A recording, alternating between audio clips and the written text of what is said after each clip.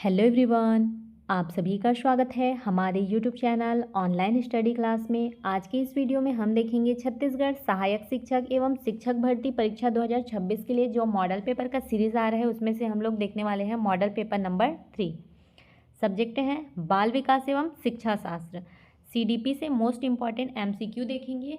सारे question new pattern के हिसाब से हैं, तो वीडियो को अच्छे से देखिएगा लास्ट तक। क्वेश्चन नंबर 1 है, नीचे दिए गए कथन असर्शन और कारण रीजन के लिए सही विकल्प चुनिए बोल रहा है। असर्शन ए है, विकास और सीखना एक दूसरे से घनिष्ठ रूप से संबंधित है बोल रहे हैं। क्या बोल रहे हैं? विकास और सीखना एक दूसरे से घनिष्ठ रूप से संबंधित है, सही है। कारण देखते हैं, बच्चे की विकासात्मक अवस्था उसकी सीखने की क्षमता, अनुभवों और आवश्यकताओं को प्रभावित कर सकती है बोल रहे हैं, सही है। इसका राइट आंसर हो जाएगा ऑप्शन नंबर ए और आर दोनों सही है तथा आर ए की सही व्याख्या है। व्याख्या देखते हैं, बालक का शारीरिक, संज्ञानात्मक, भाषाई एवं संवेगात्मक विकास उसकी सीखने की प्रक्रिया को प्रभावित करता है, इसलिए विकास और सीखना क्या है? परस्पर संबंधित है। क्वेश्चन नंबर 2 है, निम्नलिखित में से विकास के संबंध में कौन सा कथन सही नहीं है बोल रहे हैं। विकास एक निरंतर प्रक्रिया है, सही है। विकास केवल बाल्यावस्था तक सीमित रहता है। विकास के विभिन्न आयाम परस्पर संबंधित होते हैं। विकास में व्यक्तिगत भिन्नताएं पाई जाती हैं। तो इसमें से कौन सा कथन सही नहीं है पूछा है, तो राइट आंसर हो जाएगा ऑप्शन नंबर बी, विकास केवल बाल्यावस्था तक सीमित रहता है। ये क्या है? गलत कथन है, इसलिए ये राइट आंसर हो जाएगा, क्योंकि यहाँ पे कौन सा सही नहीं है पूछा था। विकास क्या है? एक निरंतर चलने वाली प्रक्रिया है। विकास केवल बाल्यावस्था तक सीमित नहीं है, व्यक्ति में जीवन के विभिन्न चरणों में विकासात्मक परिवर्तन होते रहते हैं। क्वेश्चन नंबर 3 है, एक बालक यह समझता है कि लंबा गिलास छोटा और चौड़ा गिलास की तुलना में अधिक पानी रखता है, जबकि दोनों में पानी की मात्रा समान है।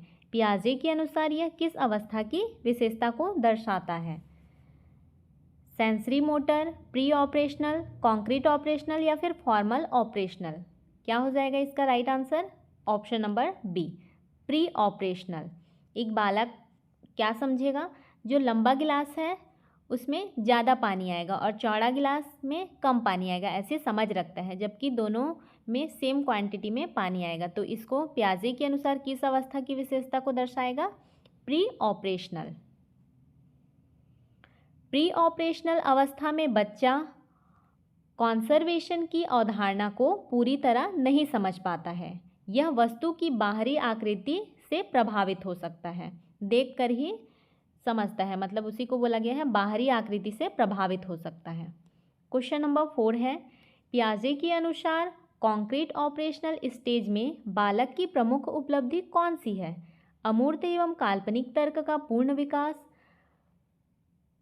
कंसर्वेशन एवं तार्किक चिंतन का विकास बोला है, केवल रिफ्लेक्स एक्शंस या फिर भाषा का पूर्ण अभाव? क्या हो जाएगा इसका right answer? Option number B, conservation एवं तार्किक चिंतन का विकास। पियाजे के अनुसार कॉन्क्रीट ऑपरेशनल स्टेज में बालक की प्रमुख उपलब्धि कौन सी है पूछा है, तो कंसर्वेशन एवं तार्किक चिंतन का विकास।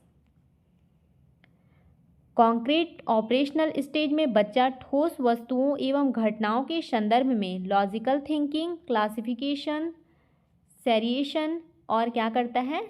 कॉन्सर्वेशन समझने लगता है। क्वेश्चन नंबर 5 है, एक बच्चा पहले केवल 4 पैरों वाले पशु को कुत्ता समझता था, बाद में गाय देखकर वह अपनी मौजूदा समझ में परिवर्तन करता है। यह किस प्रकार का उदाहरण है? असिमुलेशन, अकोमोडेशन, रीइंफोर्समेंट या फिर कंडीशनिंग? क्या हो जाएगा? अकोमोडेशन, क्योंकि उसका पूर्व ज्ञान पहले क्या समझता था? जो जिसका 4 पैर होता है उसको सिर्फ कुत्ता समझता था, फिर बाद में 4 पैर वाला गाय भी देख लिया, अब जान गया वह गाय है, तो अपनी मौजूदा समझ में क्या कर रहे हैं? परिवर्तन करता है। मौजूदा समझ में परिवर्तन करना क्या कहलाता है? अकोमोडेशन। व्याख्या देखते हैं, जब नई जानकारी के कारण मौजूदा स्कीमा में परिवर्तन करना पड़ता है तो इसे क्या कहा जाता है? अकोमोडेशन कहते हैं। क्वेश्चन नंबर 6 है, वाइगोत्स्की के अनुसार बच्चे के सीखने में निम्न में से किसकी भूमिका सबसे अधिक महत्वपूर्ण है? केवल जैविक परिपक्वता, सामाजिक अंतःक्रिया एवं सांस्कृतिक संदर्भ, केवल IQ, केवल दंड। राइट आंसर है ऑप्शन नंबर बी, सामाजिक अंतःक्रिया एवं सांस्कृतिक संदर्भ। वाइगोत्स्की के अनुसार बच्चे के सीखने में निम्न में से किसकी भूमिका सबसे अधिक महत्वपूर्ण है बोला है, तो किसकी महत्वपूर्ण है? सामाजिक अंतःक्रिया एवं सांस्कृतिक संदर्भ। वाइगोत्स्की ने सीखने को सोशल एंड कल्चर कॉन्टेक्स्ट से जोड़ा है। सामाजिक अंतःक्रिया बच्चे के संज्ञानात्मक विकास में महत्वपूर्ण भूमिका निभाती है। क्वेश्चन नंबर 7 है, निम्न में से कौन सा ZPD और स्कैफोल्डिंग के संबंध को सबसे सही दर्शाता है? स्कैफोल्डिंग बच्चे को हमेशा शिक्षक पर निर्भर बनाता है। ZPD में सहायता देकर बच्चे को स्वतंत्र रूप से कार्य करने योग्य बनाना स्कैफोल्डिंग से जुड़ा है बोल रहे हैं। ZPD केवल परीक्षा के अंकों से निर्धारित होती है या फिर स्कैफोल्डिंग का अर्थ बच्चे को बिना सहायता के कठिन कार्य देना है? तो इसका राइट आंसर क्या हो जाएगा? क्या बोला है? ZPD और स्कैफोल्डिंग के संबंध को सबसे सही दर्शाता है, तो सबसे सही ऑप्शन नंबर बी दर्शा रहे हैं। ZPD में सहायता देकर बच्चे को स्वतंत्र रूप से कार्य करने योग्य बनाना क्या कहलाता है? स्कैफोल्डिंग से जुड़ा है बोल रहे हैं, ये राइट आंसर है। स्कैफोल्डिंग में बच्चे को उसकी ZPD के भीतर आवश्यक सहायता दी जाती है और धीरे धीरे क्या किया जाता है? सहायता हटाकर उसे स्वतंत्र रूप से सीखने की ओर ले जाया जाता है। पहले सहायता दिया जाता है, फिर धीरे धीरे उसको बिना सहायता के कराया।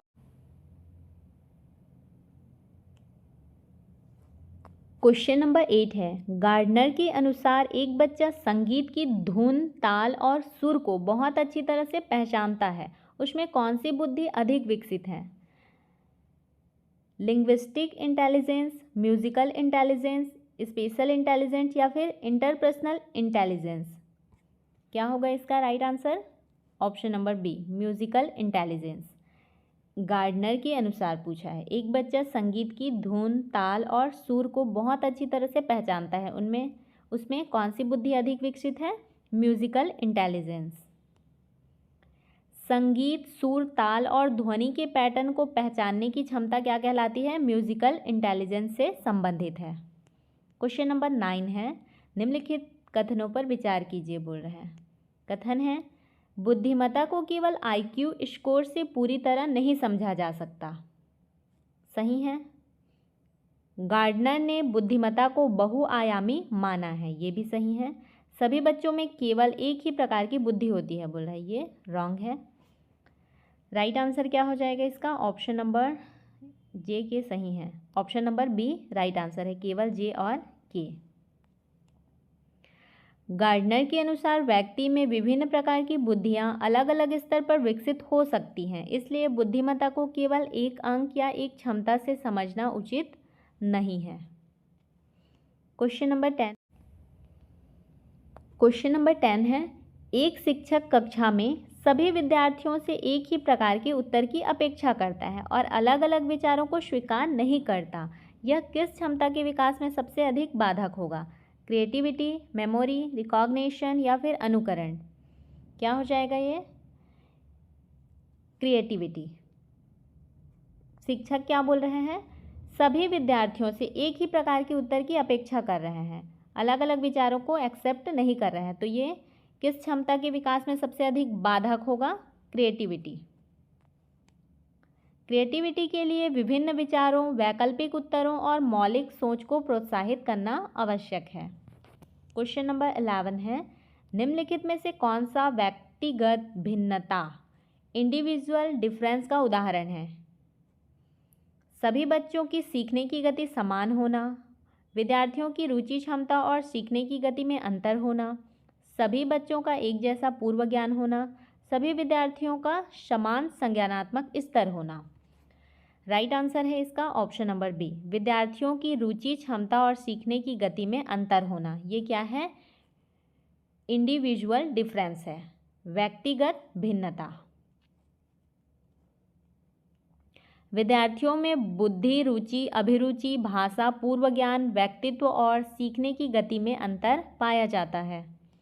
क्वेश्चन नंबर 12 है, कक्षा में विभिन्न मातृभाषा वाले बच्चों के लिए शिक्षक की सबसे उपयुक्त रणनीति क्या होगी? क्या बोला है? कक्षा में विभिन्न मातृभाषा वाले बच्चों के लिए शिक्षक की सबसे उपयुक्त रणनीति। केवल एक भाषा बोलने वाले बच्चों को अवसर देना, बच्चों की भाषाई विविधता को सम्मान देते हुए सीखने में उसका उपयोग करना, या फिर मातृभाषा के प्रयोग पर पूर्ण प्रतिबंध लगाना, अलग अलग भाषा वाले बच्चों को अलग कक्षाओं में रखना बोल रहे हैं। तो क्या हो जाएगा इसका राइट आंसर? बच्चों की भाषाई विविधता को सम्मान देते हुए सीखने में उनका उपयोग करना, ये सबसे अच्छी रणनीति होगी एक शिक्षक के लिए। भाषाई विविधता को संसाधन के रूप में उपयोग करना समावेशी एवं बाल केंद्रित शिक्षण की विशेषता है।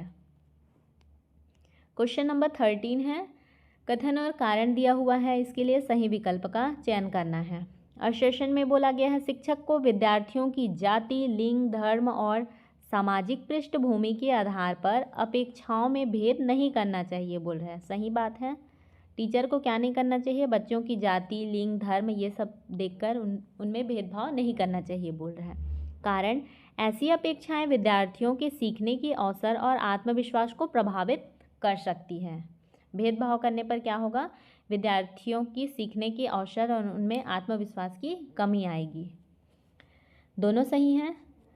राइट आंसर है इसका ऑप्शन नंबर ए, दोनों सही है तथा आर ए की सही व्याख्या है। शिक्षक की पूर्व धारणाएं और भेदभावपूर्ण अपेक्षाएं विद्यार्थियों की भागीदारी, आत्मविश्वास और उपलब्धि को नकारात्मक रूप से प्रभावित कर सकती है। क्वेश्चन नंबर 14 है, असेसमेंट फॉर लर्निंग का मुख्य उद्देश्य क्या है? विद्यार्थियों की अंतिम रैंक बनाना, सीखने की प्रक्रिया के दौरान सुधार करना, केवल प्रमाण पत्र देना, केवल वार्षिक परिणाम घोषित करना। राइट आंसर है ऑप्शन नंबर बी, सीखने की प्रक्रिया के दौरान सुधार करना। असेसमेंट फॉर लर्निंग का मुख्य उद्देश्य क्या है? सीखने की प्रक्रिया के दौरान सुधार करना। असेसमेंट फॉर लर्निंग में मूल्यांकन का उपयोग सीखने में सुधार और फीडबैक देने के लिए उपयोग किया जाता है। क्वेश्चन नंबर 15 है, एक शिक्षक कक्षा में विद्यार्थियों के उत्तरों को देखकर तुरंत अपनी शिक्षण रणनीति बदल देता है, यह किसका उदाहरण है? एक शिक्षक कक्षा में विद्यार्थियों के उत्तर को देखकर तुरंत अपनी शिक्षण रणनीति बदल देता है, यह किसका उदाहरण है? असेसमेंट फॉर लर्निंग, केवल समेटिव असेसमेंट, केवल सिलेक्शन टेस्ट, केवल इंटेलिजेंट टेस्ट। राइट आंसर है option number A, assessment for learning. Assessment for learning इसका राइट आंसर हो जाएगा। सीखने के दौरान प्राप्त जानकारी के आधार पर शिक्षण में सुधार करना क्या कहलाता है? असेसमेंट फॉर लर्निंग की महत्वपूर्ण विशेषता है। क्वेश्चन नंबर 16 है, डायग्नोस्टिक असेसमेंट और रेमेडिकल टीचिंग का सही संबंध कौन सा है? डायग्नोस्टिक असेसमेंट के बाद रेमेडिकल टीचिंग की जा सकती है। रेमेडिकल टीचिंग के बाद क्या की जा सकती है? डायग्नोस्टिक असेसमेंट होता है बोल रहे हैं। असेसमेंट दोनों का आपस में कोई संबंध नहीं है। डायग्नोस्टिक असेसमेंट केवल रैंक बनाने के लिए होता है बोल रहे हैं। तो इसमें से पहला नंबर सही है, option number A. Diagnostic assessment के बाद क्या किया जाता है? रेमेडिकल टीचिंग की जा सकती है। डायग्नोस्टिक असेसमेंट विद्यार्थियों की विशिष्ट सीखने की कठिनाई पहचानता है और उसके आधार पर क्या किया जाता है? रेमेडिकल टीचिंग की योजना बनाई जाती है। क्वेश्चन नंबर 17 है, समावेशी कक्षा में किसी विशेष आवश्यकता वाले बच्चे के लिए सबसे उपयुक्त दृष्टिकोण क्या है? उसे हमेशा अलग बैठाना, उसे सामान्य गतिविधियों से मुक्त कर देना, आवश्यक अनुकूल और सहायता के साथ कक्षा की गतिविधियों में शामिल करना, उसकी शिक्षा केवल विशेष विद्यालय में करना। राइट आंसर है ऑप्शन नंबर सी, आवश्यक, अनुकूल और सहायता के साथ क्या करना? कक्षा की गतिविधियों में शामिल करना। ये क्या है? समावेशी कक्षा में किसी विशेष आवश्यकता वाले बच्चे के लिए सबसे उपयुक्त दृष्टिकोण है। इंक्लूसिव एजुकेशन में बच्चे को अलग करने के बजाय आवश्यक सपोर्ट, अकोमोडेशन और अडेप्टेशन देकर सामान्य कक्षा में शामिल किया जा सकता है। क्वेश्चन नंबर 18 है, निम्न में से कौन सा लर्निंग डिफ़िकल्टी वाले बच्चे के लिए शिक्षक की उचित भूमिका है? उसे आलसी कहना, उसकी कठिनाई को पहचान कर उपयुक्त शिक्षण रणनीति अपनाना, उसे कक्षा से बाहर करना, उसे लगातार दंड देना। राइट आंसर है ऑप्शन नंबर बी, उसकी कठिनाई को पहचान कर उपयुक्त शिक्षण रणनीति अपनाना। ये क्या है? लर्निंग डिफ़िकल्टी वाले बच्चों के लिए शिक्षण की उचित भूमिका। लर्निंग डिफ़िकल्टी को बच्चे की कमजोरी या आलस्य मानना गलत है। शिक्षक को कठिनाई की प्रकृति समझकर उपयुक्त सहायता एवं रणनीति अपनानी चाहिए। क्वेश्चन नंबर 19 है, गिफ्टेड लर्नर्स के संबंध में निम्न में से कौन सा कथन सही है? पूछ रहा है। उन्हें केवल अधिक मात्रा में वही कार्य देना चाहिए, उन्हें चुनौतीपूर्ण, समृद्ध एवं उच्च स्तरीय गतिविधि दी जानी चाहिए, उनकी आवश्यकताओं को अनदेखा करना चाहिए, उन्हें हमेशा कक्षा से अलग रखना चाहिए। क्या करना चाहिए? उन्हें चुनौतीपूर्ण, समृद्ध एवं उच्च स्तरीय गतिविधियां दी जानी चाहिए गिफ्टेड लर्नर्स के लिए। गिफ्टेड लर्नर्स के लिए केवल अतिरिक्त काम नहीं, बल्कि इनरिचमेंट, क्रिएटिविटी, क्रिटिकल थिंकिंग और प्रॉब्लम सॉल्विंग वाली गतिविधियां अधिक उपयोगी होती हैं। क्वेश्चन नंबर 20 है, यदि शिक्षक विद्यार्थियों से पूछता है इस समस्या को हल करने का कोई दूसरा तरीका क्या हो सकता है, तो वह मुख्यतः किसे बढ़ावा दे रहा है? किसे बढ़ावा दे रहा है?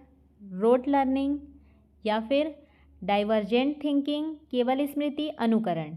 क्या हो जाएगा इसका right answer? Option number B, divergent thinking. एक शिक्षक विद्यार्थी से क्या पूछता है?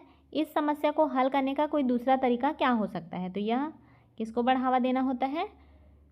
डाइवर्जेंट थिंकिंग को।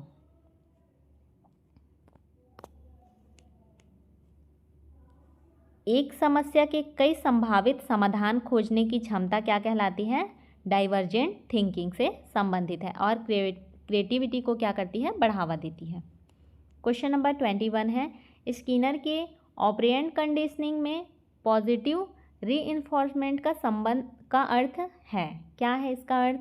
वांछित व्यवहार के बाद सुखद परिणाम देना ताकि व्यवहार बढ़े, गलत व्यवहार के बाद दंड देना, किसी व्यवहार को अनदेखा करना, बच्चे को कार्य से हटाना।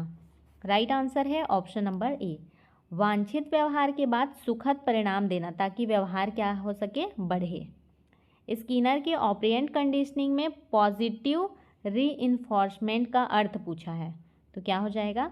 वांछित व्यवहार के बाद सुखद परिणाम देना ताकि व्यवहार बढ़े। पॉजिटिव रीइंफोर्समेंट में वांछित व्यवहार के बाद कोई सकारात्मक परिणाम दिया जाता है जिससे उस व्यवहार के दोबारा होने की संभावना बढ़ती है। क्वेश्चन नंबर 22 है, निम्नलिखित का सही मिलान कीजिए बोल रहा है। सिद्धांत काट दिया है और सिद्धांत।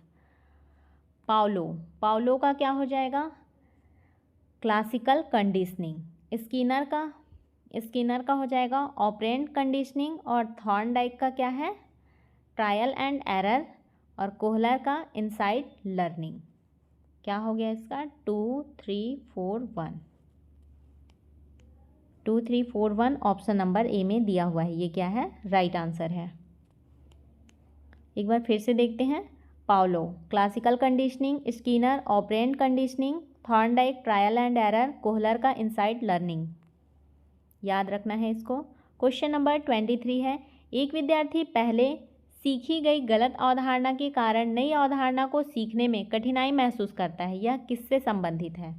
एक विद्यार्थी पहले सीखी गई गलत अवधारणा, कुछ चीज़ को गलत सीख लिया है, गलत अवधारणा के कारण नई अवधारणा को सीखने में कठिनाई महसूस कर रहा है, तो उसको क्या बोलेंगे? Negative transfer of learning, positive transfer, zero transfer या फिर रीइंफोर्समेंट। क्या हो जाएगा? ये नेगेटिव ट्रांसफ़र ऑफ लर्निंग कहलाएगा, इससे संबंधित है ये। जब पूर्व अधिगम नए अधिगम में बाधा उत्पन्न करता है तो इसे क्या कहा जाता है? Negative transfer.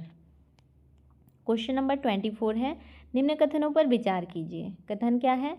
पूर्व अधिगम नए अधिगम को प्रभावित कर सकता है, सही है। ट्रांसफ़र ऑफ लर्निंग सकारात्मक, नकारात्मक या शून्य हो सकता है। सही है ये भी। ट्रांसफ़र ऑफ लर्निंग हमेशा सकारात्मक होता है, बोल रहे ये क्या है, गलत है। सकारात्मक और नकारात्मक या फिर शून्य भी हो सकता है। इसका राइट आंसर है ऑप्शन नंबर बी, केवल जे और के सही है। पूर्व ज्ञान नए अधिगम को पॉजिटिव, नेगेटिव या जीरो ट्रांसफ़र के रूप में प्रभावित कर सकता है। क्वेश्चन नंबर 25 है, ब्लूम्स रिवाइज्ड टैक्सोनॉमी में एनालाइज का सबसे उपयुक्त उदाहरण कौन सा है? परिभाषा याद करना, किसी सिद्धांत को अपने शब्दों में बताना, किसी समस्या के घटकों को अलग करके उनके बीच संबंध पहचानना या फिर नई योजना तैयार करना। क्या है इसका right answer? Option number C, किसी समस्या के घटकों को अलग करके उनके बीच संबंध पहचानना। ये क्या है? ब्लूम्स रिवाइज्ड टैक्सोनॉमी में एनालाइज का सबसे उपयुक्त उदाहरण है।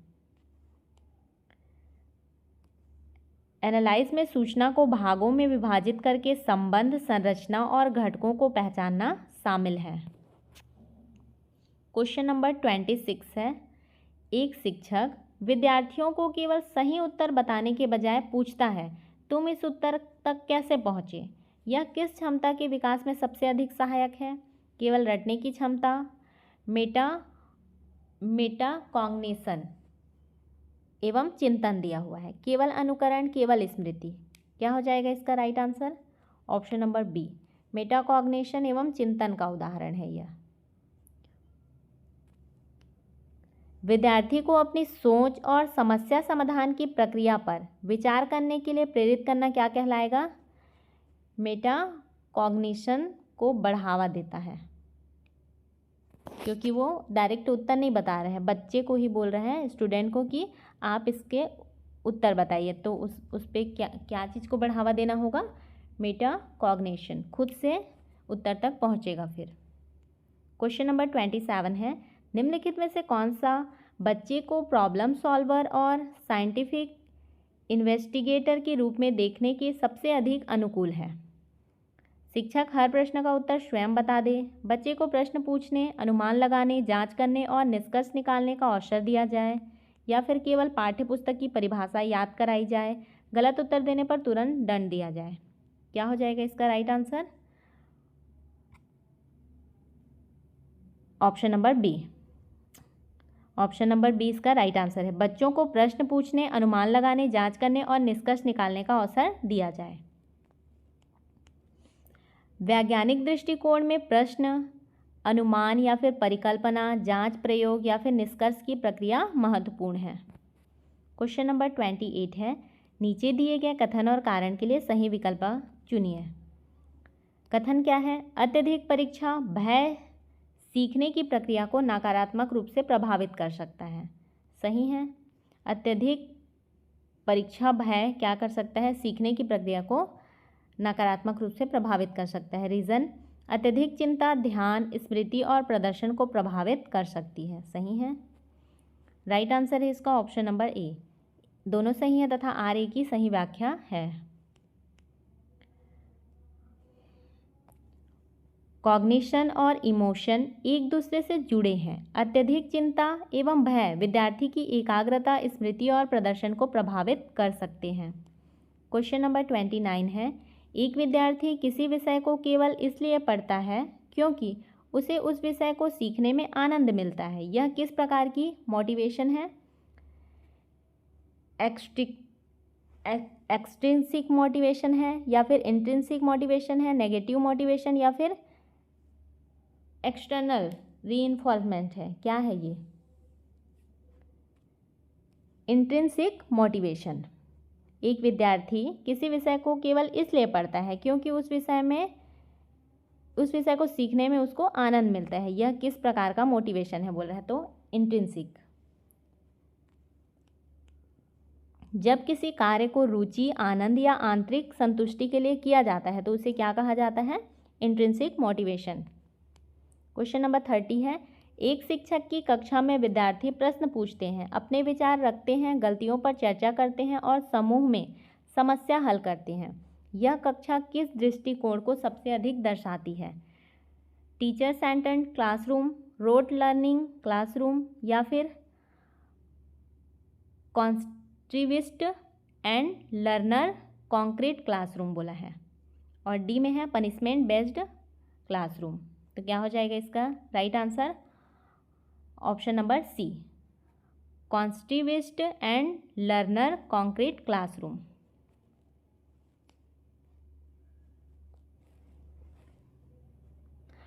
कॉन्स्ट्रिविस्ट क्लासरूम में विद्यार्थी क्या करता है? सक्रिय रूप से ज्ञान का निर्माण करते हैं। चर्चा, सहयोग, प्रश्न पूछना, समस्या समाधान और पूर्व ज्ञान का उपयोग इसकी प्रमुख विशेषता है। आपको हमारी यह वीडियो कैसी लगी कमेंट करके ज़रूर बताएं। इसका PDF आपको हमारे टेलीग्राम चैनल और व्हाट्सएप ग्रुप पे मिल जाएगा। यदि आपको हमारी यह वीडियो हेल्पफुल लगी हो तो वीडियो को लाइक करें, अपने दोस्तों के साथ शेयर करें और चैनल को सब्सक्राइब करना बिल्कुल भी ना भूलें।